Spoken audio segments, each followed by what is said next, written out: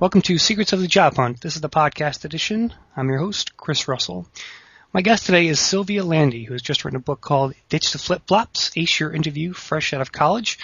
She says it's your toughest test yet, so let's find out. She's on the line now. Sylvia, welcome to Secrets of the Job Hunt. Thanks very much, Chris. Okay, so give us a quick synopsis of the book. Can I assume that you're basically targeting college grads with this?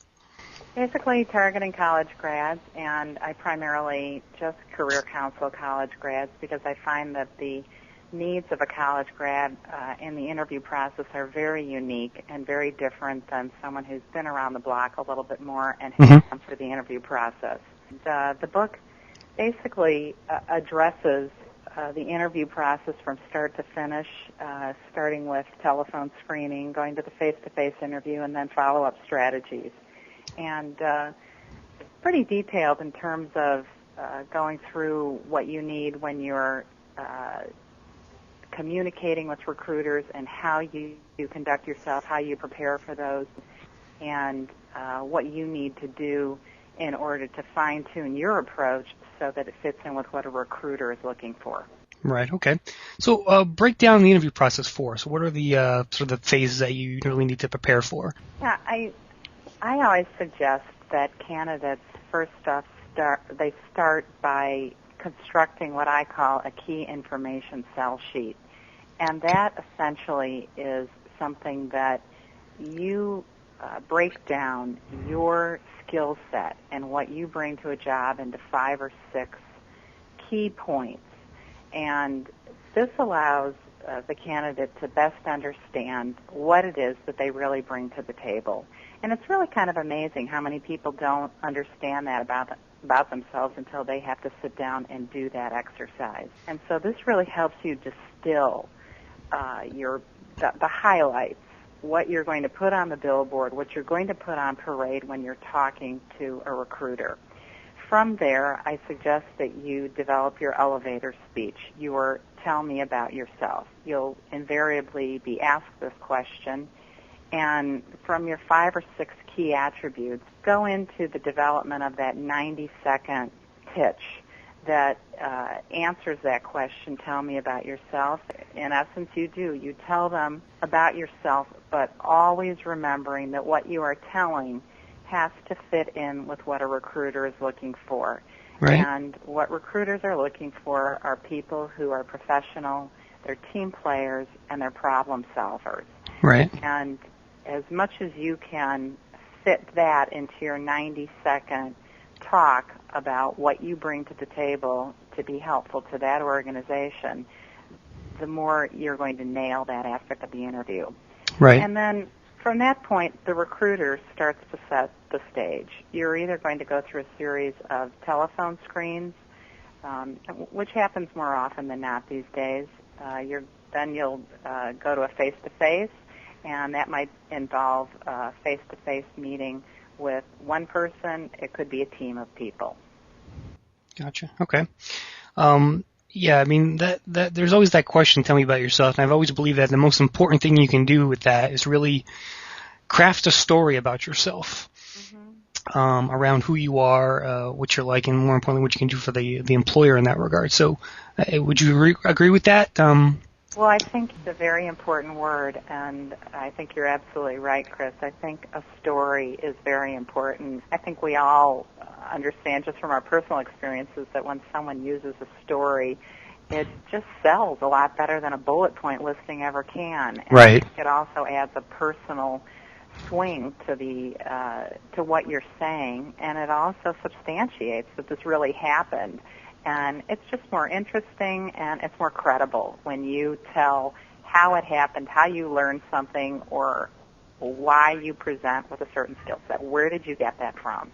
And I always say make a beginning, a middle, and an end to your story because that's how we like to hear them, and that's how they make the most sense. Okay. I was just skimming through the book yesterday, and Chapter 11 is called Turning the Tables, where you tell people about the questions that you should ask of the employer, and that they're just as important as the ones they ask you. So we'll talk about that a bit, if you can. Sure.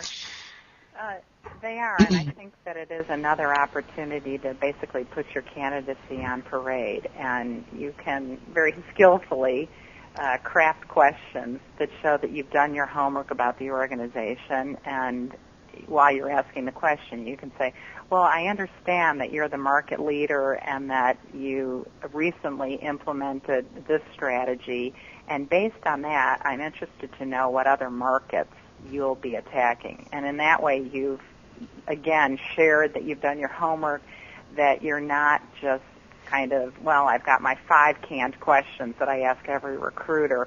Again, you've shown that you're trying to target your approach and your interest to this specific job interview that is happening in the moment. And then you're also asking a question that they're probably going to be happy to answer because it doesn't sound so canned. And, you know, I also, at the time that you're asking these questions, it is important to remember that until you have a job offer, there are a series of questions that you just can't ask.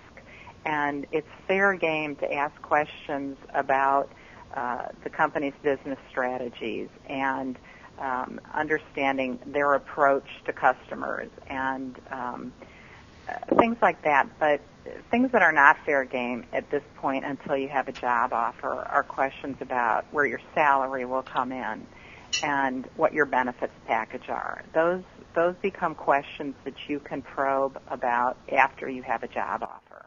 Right. Okay. While you were writing your book, did you come across any funny or bad interview stories from that you heard from recruiters or HR managers across the country at all? I've heard a lot of funny stories. And any ones that stand out? I think a lot of what happens, particularly with college students who are just coming out, they kind of come down the learning curve a little bit harder than people who've done this before, and it's because the switch getting into interview mode, interview speak, interview protocol is so different than the campus existence. Right. And so, and they probably have never, learned how to actually interview. I mean, they're really going into this sort of very green. They, no one's ever taught them how to interview.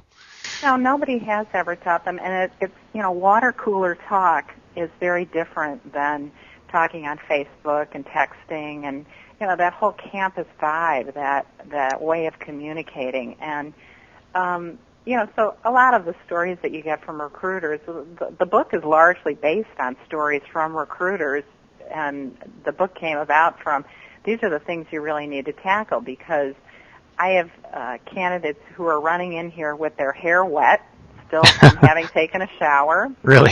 Yeah, and they're still tucking in their shirt, and so a lot of that, most of the book comes about from recruiters saying, "Listen, this is what has happened." They've had people, they've asked them a question, and they start to answer the question, and the candidate will go, "Wait a minute, can I start that over again?" Right. And these are just, there's nothing that really stands out in my mind as having been a terrible story. These are all things that happen in daily life, and most of these instances aren't make or break, but there's enough competition right now, and the ante's gone up enough where as much as you can fine-tune yourself and understand that the interviewing process does take some work, and it does take some refinement and understanding that you've got work to do to fit in with what is expected and what will make you stand out, the better you're going to stand above the crowd. And it's the candidates who are still kind of picking up the wrong fork at the interview over lunch who are stumbling a little bit. We all do that, but as much as you can avoid that, it's just going to be a little bit more smooth sailing, and your confidence will continue to be built up. Well, Sylvia, we're out of time, but I want to thank you for your great advice today. Where can people go to get more information about the book? You have a website or? Yeah, I have a website, keystone3.com, and the book is available across the country in all the bookstores and at all the online booksellers. Excellent. Well, that will do it for this edition of Secrets of the Job Hunt. Stay tuned to secretsofthejobhunt.com for more interesting career advice podcast and content. And as always, to contact me, just send an email to info@secretsofthejobhunt.com. Thanks for listening, everyone.